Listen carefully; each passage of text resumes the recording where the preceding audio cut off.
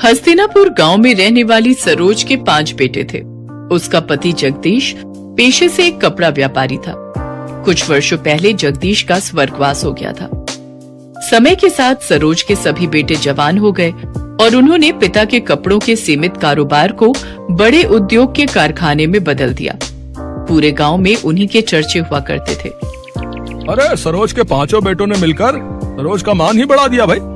पहले तो पिता के छोटे मोटे कारोबार को इतना फैलाया और फिर उसी कमाई से इतना चौरस घर खड़ा कर दिया। 100% सच कहा रमेश भाई। अमीर रईस होने का सरोज के मन में जरा भी अहंकार नहीं है। जरूर ही पिछले जन्म में इसने पुण्य किए होंगे, तभी जाकर इस कलयुग में इसे 5 पांडव पुत्र का सौभाग्य प्राप्त हुआ है। सरोज के प्रति गांव वालों के मन में काफी इज्जत थी। पैसे वाली होने के बावजूद भी उसके अंदर बिल्कुल घमंड नहीं था। अरे मेरे 5 पांडु, यहाँ पर आओ। माँ, कारखाने पर जाने के लिए देरी हो रही है, शाम को बात हो सकती है। कामकाज के प्रति क्या इतना मशरूफ हो गए हो तुम लोग, जो पल भर के लिए अपनी माँ के पास नहीं बैठ सकते? मोहन भैया, तुम माँ की बात सुन लो, हम चारों कारखाने जा रहे हैं। अरे ठहरो, मुझे तुम 5 से बातचीत करनी है। ये तस्वीरें देखो, मैंने तुम 5 भाइयों के लिए लड़कियां पसंद की हैं। सभी खानदानी और रईस खानदान की हैं। ऐसा सुनकर 5 भाई एक दूसरे का मुंह ताकने लगते हैं। तभी उसका तीसरा बेटा कहता है, माँ, ऊपर वाले की दया से आपके 5 बेटे अपने पैरों पर खड़े हैं। माँ, शुरुआत से ही हम 5 भाइयों की सोच यही रही है कि हम गरीब घरों की बेटियों को ही इस घर में दुल्हन बनाकर लाएंगे। माँ, प्रदीप सही कह रहा है। अरे पगला गए हो क्या तुम लोग? अगर मैं किसी गरीब की बेटी को ब्याह कर लाऊंगी तो लोग सैकड़ों बातें बनाएंगे। गरीब अमीर का मेल भी नहीं देखा कहेंगे। माँ, आपको जमाने की पड़ी है, बल्कि ये सोचो कि किसी गरीब की बेटी का हाथ थामने से किसी गरीब पिता को साहूकार का कर्जदार नहीं होना पड़ेगा।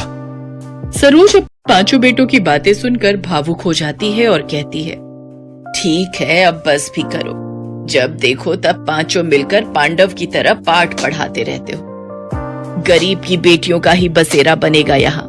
खुश? सरोज अपने बेटों के ब्याह के लिए रिश्ते तलाशने लगती है। उसकी तलाश धर्मपुर गांव में रहने वाले गरीब रामदीन की 5 बेटियों रोहिणी, दीपा, नीलम, पुष्पा और तनु पर खत्म होती है। बड़े ही धूमधाम से सरोज अपने 5 बेटों की शादी करके 5 बहुओं को घर लाती है। मेरी 5 बहुओं, अपने दाहिने पैर को इस अक्षत कलश पर पैर लगाकर गृह प्रवेश करो। हम तो सोच रहे थे कि तुम इतनी अमीर हो तो जरूर बड़े घर की बेटी को बहू बनाओगी, मगर तुम्हारी 5 बहुएं तो बहुत गरीब हैं। लगता है इन बेचारियों का बाप बड़ा गरीब था, तभी तो कुछ भी दान दहेज ना दे सका।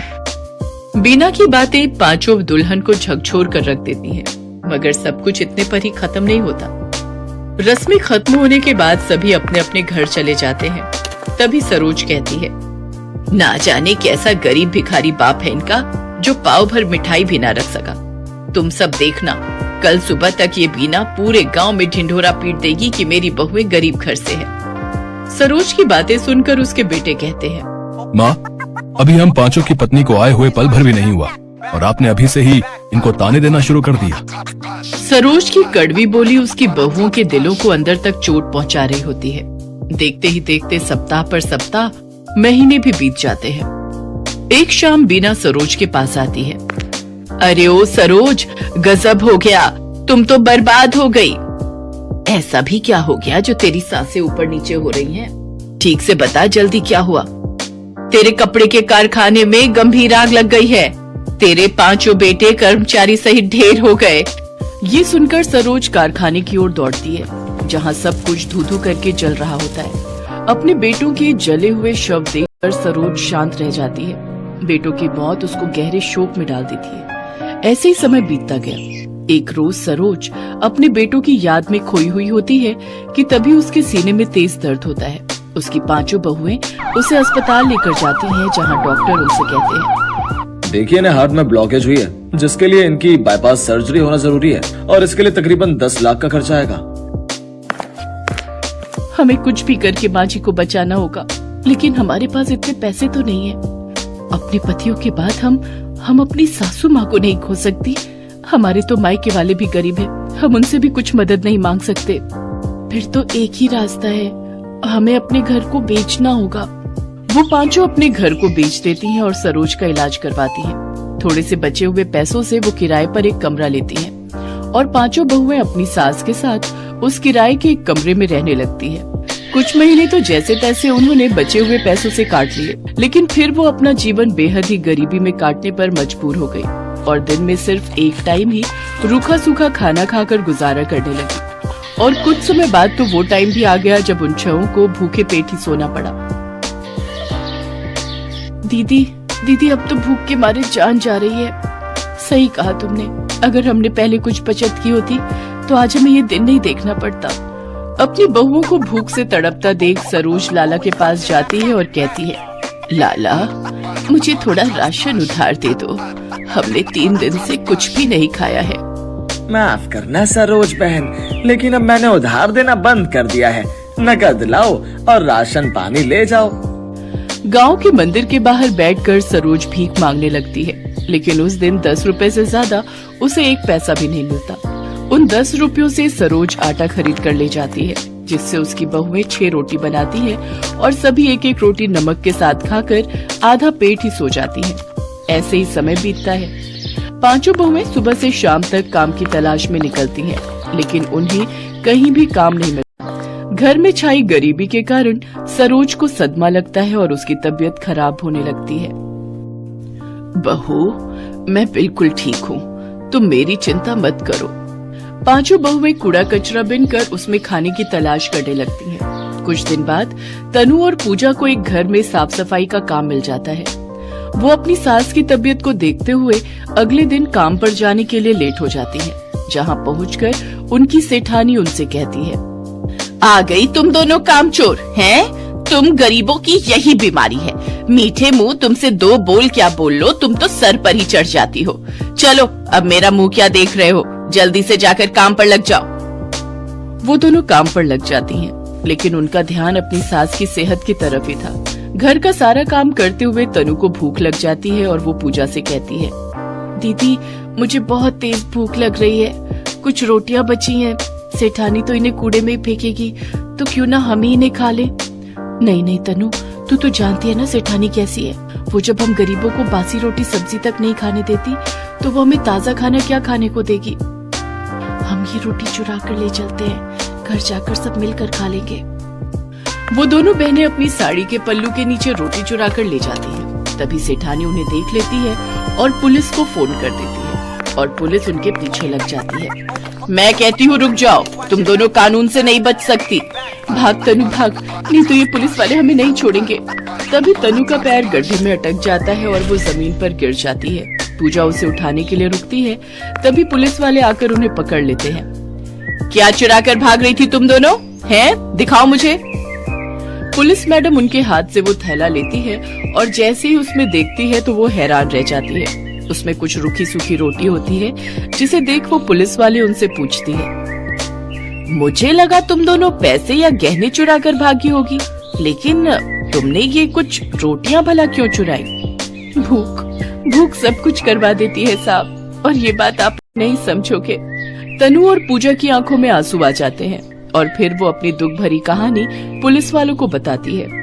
उन दोनों की कहानी सुन पुलिस का मन पसीज जाता है और उनको उन पर दया आ जाती है। देखो, कानून अंधा होता है, वो सिर्फ गुनाह देखता है लेकिन एक गरीब की भूख नहीं देख सकता। ये लो तुम कुछ पैसे रखो, इनसे कुछ काम शुरू कर लेना। पुलिस वाले उनकी मदद करते हैं और उन्हें कुछ खाना खरीद कर दे देते हैं। वो खाना लेकर वो घर जाती है और पेट भरकर उस दिन वो सभी बहुएं अपनी सास के साथ खाना खाती है। आज भी हमारे देश में ऐसे कई गरीब हैं जो भूख की भट्टी में झुलस कर दम तोड़ देते हैं।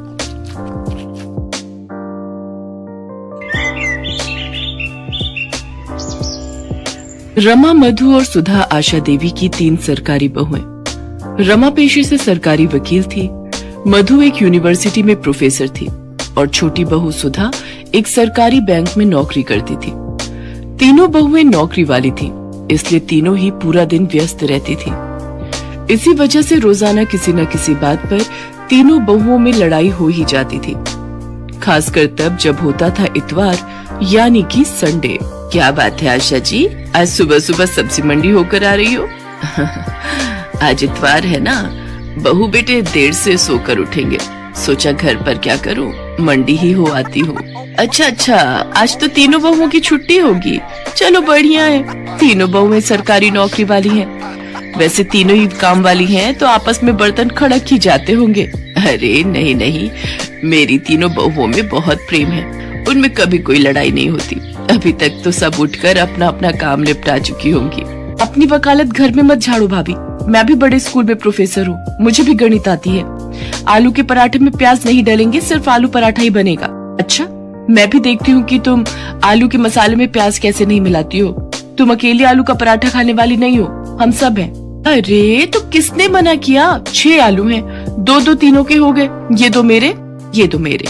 ओहो बहुत बढ़िया, खुद दोनों ने बढ़िया आलू रख लिए और मुझे ये गले हुए खराब दे दिए। बड़ी चालाक हो आप दोनों तो। अरे मैं भी बैंक में नौकरी करती हूँ, सारा हिसाब किताब मुझे भी पता है। ये आधा आलू खराब है, ये मैं क्यों रखूं? मैं अपना आलू नहीं दूंगी। मैं भी क्यों दूं? इतनी मुश्किल से संडे आता है, आलू पराठे खाने का ये मौका मैं क्यों छोड़ दूं? आलू तो मैं लेकर ही रहूंगी, देखती हूँ कौन मुझे रोकता है। हे भगवान, मैं मोहल्ले में कहती फिरती हूँ मेरी तीनों बहुएं गऊ हैं, मुंह में जबान नहीं है, तीनों में प्रेम है, पर यहाँ तो एक आलू के लिए महाभारत छिड़ी हुई है। इतनी बड़ी सरकारी नौकरी करने वाली हो तुम, पर लड़ाई बिल्कुल बच्चों की तरह लड़ती हो। थैले में आलू रखे हैं, उबाल लो जितनी मर्जी।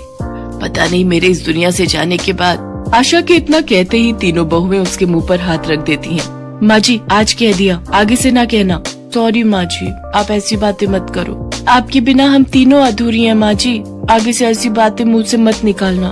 फिर क्यों लड़ती हो तुम तीनों?